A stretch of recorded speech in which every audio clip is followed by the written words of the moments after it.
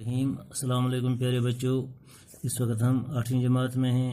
हमारा सब्जेक्ट जो उर्दू है और हमारा जो आज का मौजू है वो है गौतम बुद्ध।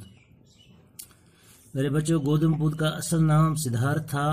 वो बुद्ध मत के बानी हैं जो दुनिया के मज़ाहिब में से एक है। सिद्धार्थ कपिलवस्तु के राजा का बेटा था जो नेपाल की सरहदों के नज़दीक शुमाली हिंदुस्तान का एक शहर है। सिद्धार्थ, जिसकी ज़ात गौतम और कबीला शाकिया था, नेपाल की मौजूदा सरहदों के बीच लंबाई के मुकाम पर 563 कबल मसीह में पैदा हुए। 19 बरस की उम्र में उनकी शादी अपनी हम उम्र मामूजात बहन से हुई। शाही महल पर तैश माहौल में उनकी परवरिश हुई, ताहम वो खुद इस माहौल का खोगर नहीं हुई। वो बेकल रहते थे। उन्होंने मुशाहिदा किया कि बेशतर इंसान गरीब हैं और इस महरूमी के सबब मुसलसल अबतलाओं में गिरे रहते हैं। हत्ता कि अहले सरवत भी अक्सर मायूस और नाखुश रहते हैं। नेज़ हर शख्स बीमारी का शिकार होता और आखिरकार मर जाता है।